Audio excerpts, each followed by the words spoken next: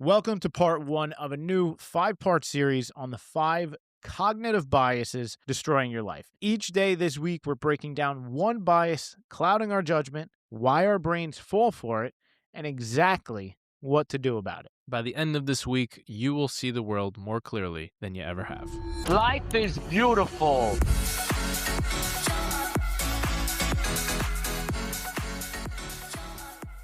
All right, I am pumped for this. We got a ton of great feedback on the first series that we experimented with on the 3 gifts of death. Yep. We got so many texts about that one, like, yo, I really love that. So we're like, let's try another one. So here we go.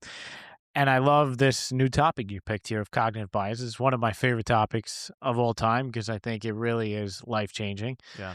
Why did you pick it? I picked it because it's something that we all struggle with. I think cognitive biases have the power to ruin lives. Well, let's start from first principles. What is a cognitive bias? So a cognitive bias is basically a shortcut that your brain takes to process the world a little bit more easily, right? So our brains are taking in millions and millions of bits of information every second, so it can't take in all of that. It has to figure out ways to simplify things for itself.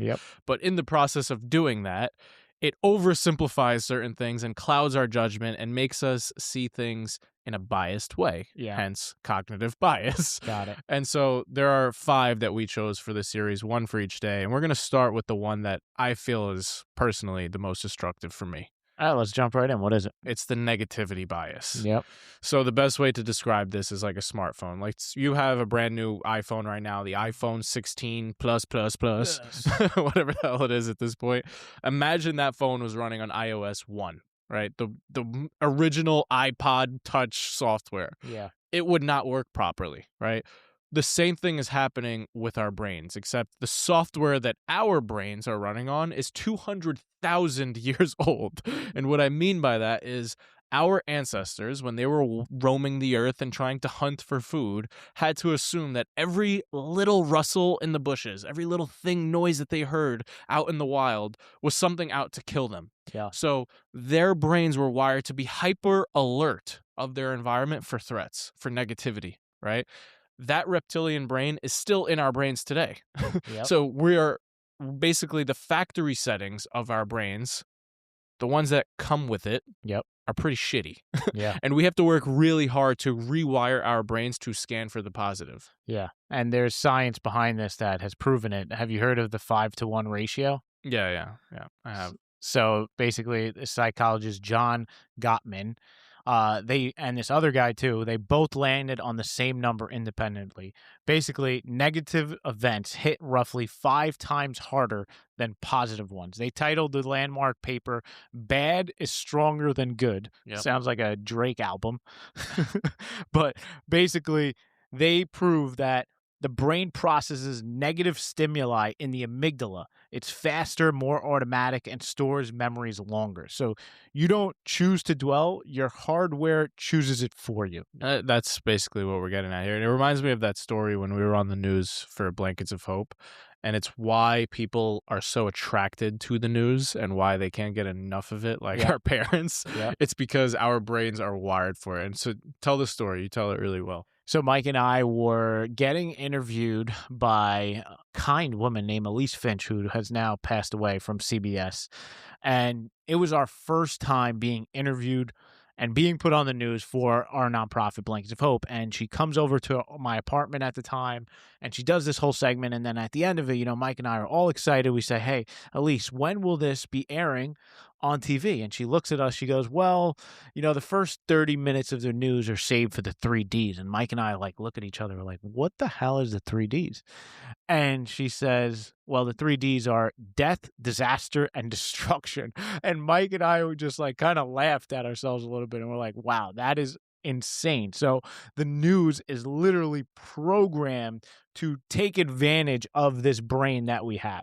Here's the good news, though. Just because our factory settings suck, it does not mean that we can't go in there and start to change them around because of this beautiful thing called neuroplasticity. Yep. The way that we can think of this is another analogy. Imagine your brain is like this gigantic field of grass, right? And right now, there's a very clear path for negativity, right? So from start to finish, your brain will find the path of least resistance. It goes down the clear path that's there for it. So a negative event, an event happens. I won't even call it a negative event. An event happens and your brain looks for the threat, looks for the problem, finds problems everywhere because that's the path of least resistance. Yeah. But if you train it through effort to walk this new path in this tall patch of grass that is the positive path, and you do that consistently, over time, that new path, the positive path, starts to get worn down and becomes that clearer path. And over time, that negative path starts to grow weeds. And that is how you can literally physically rewire your brain. And I am living proof that this is possible because I used to be fucking suicidal. I used to have thoughts of killing myself and saw the negative in every situation. And over time, doing this podcast, making those positive reps day after day after day, I feel like honestly identify as an optimist. Like, I'm not even trying to train myself to say that. Like, I am being totally honest. I can authentically identify as an optimist from doing the repetition over time. It's such a powerful belief to know that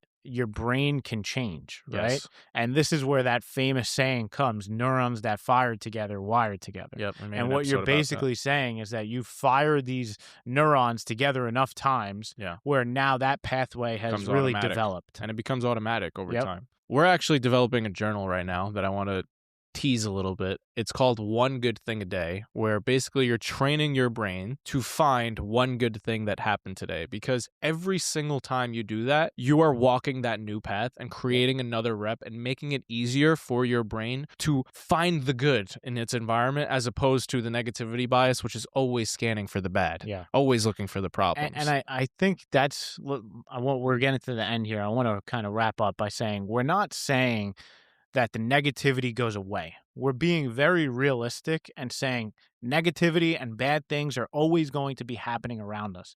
But it's our job to train our brains to find the good. Yep. And the best quote that I found was from our boy, Mr. Rogers. And he said, when I was a boy and I would see scary things in the news, my mother would say to me, look for the helpers. You will always find people who are helping.